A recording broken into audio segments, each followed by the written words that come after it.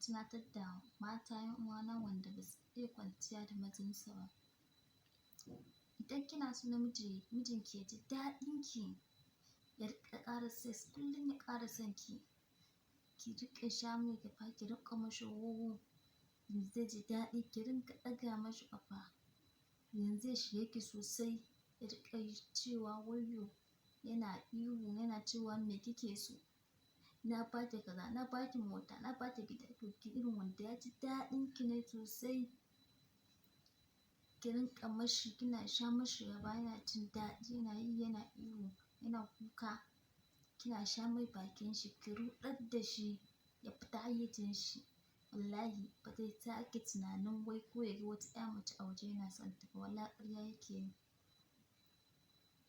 Ina so ki sani, ko a ce ku biyu ne da ke da kishiyanki a gida, kina mai abin da yake so, kina kula da shi, kina kula da shi sosai.